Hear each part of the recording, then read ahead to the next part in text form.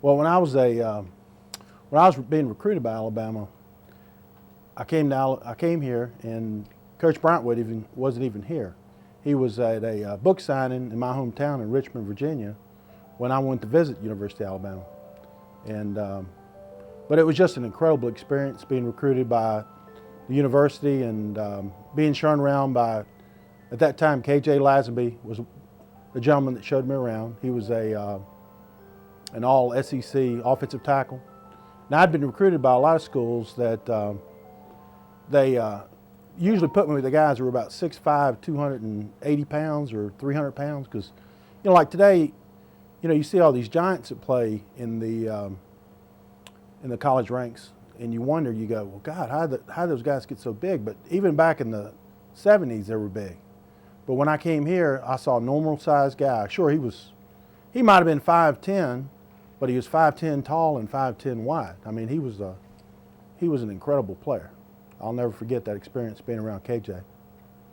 And just being a part of Alabama at that time was unbelievable. I mean, it was like being a part of Camelot. It was like being a part of King Arthur's table, because things of that nature had never been accomplished before.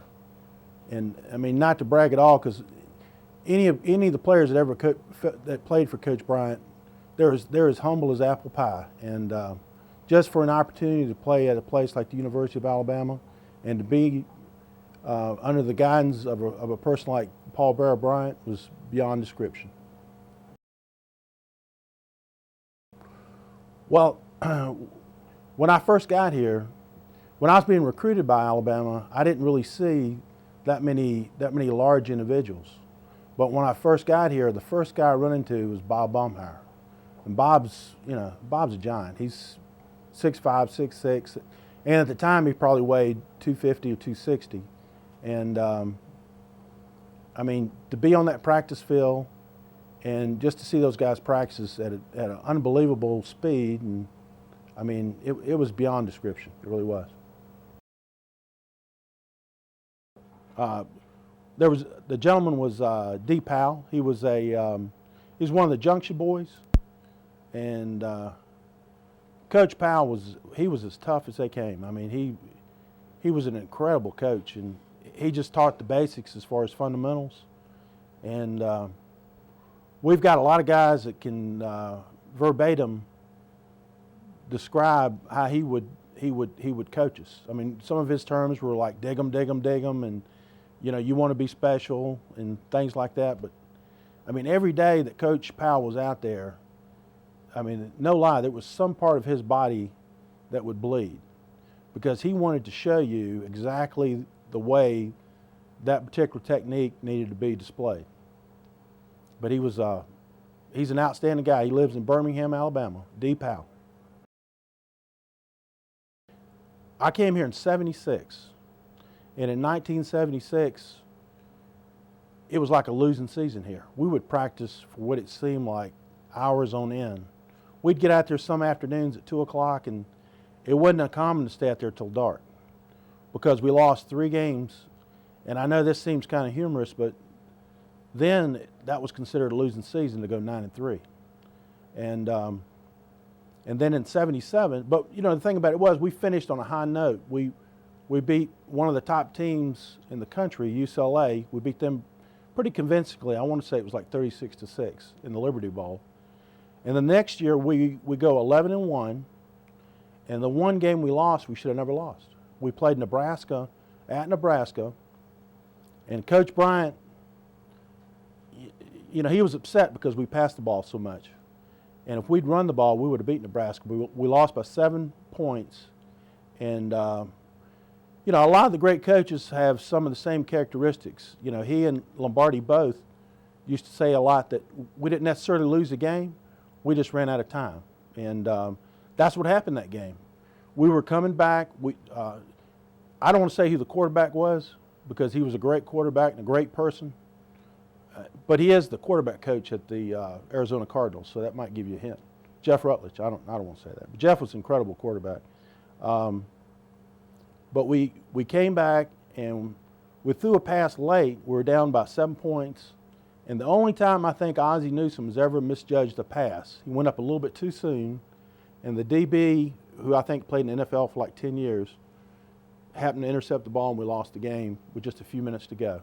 And we were 11-1 that year, and I think Mr. De Niro had talked about it earlier. We were 11-1, and we seemed to get better each game, and that was the secret to Coach Bryant's teams, was we would improve each week.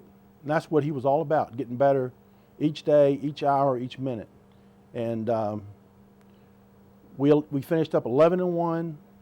We beat Ohio State convincingly. We were ranked number 3 going into the final poll. And the first 2 teams were beat in the bowl games. And it just so happened that Notre Dame, with their mystical, whatever you want to call it, leapfrogged us to number 1, and we ended up number 2 that year. And then in 1978, we were number 1. And then in '79, we were undefeated, and fortunately enough, we won the national championship. I was hurt most of my junior year, and right before the Florida game, during warm-ups, the trainer, Jim Goostrey, approached me and told me that I would dress out right before the game, but I wouldn't play, and just to get loose, and just to enjoy the afternoon, the entertainment of the game. We're playing Florida. Believe it or not, at that time Florida wasn't very good. So right before the game, like I had to censor this somewhat, but you know, everybody has to relieve themselves before a game. So you can picture a long trough, and I'll walk up to this trough, and I feel this presence to my left. And of all people, it's Coach Bryant. And I'm like, you know, what is he going to say to me? And he just inquires about my general health, and he goes, Jim, he goes, how are you doing today? And I just thought he was just asking me how things were going. I said, well, Coach, things are going great. And then right before the game, Coach Bryant would do the starting lineup from memory. And you know, that was the thing about Coach Bryant. I mean, he was so intelligent. It just defied anything. I mean, it was incredible, just the little details he would remember. But he said, at left tackle, we've got Buddy Adelette. Then at right tackle, we've got Jim Bunch. And it was like, you know, all of a sudden, I'm interjecting this game that I had no idea I was going to play in. And I played the whole game, and it was like that ankle, somehow it was healed. I mean, just through Coach Bryant saying that I was going to play. And of course, the next week I didn't practice at all either. I mean, I didn't practice the week before, I didn't practice the week after, but I played in the games. So that's just one example of how a coach could motivate you in just a moment.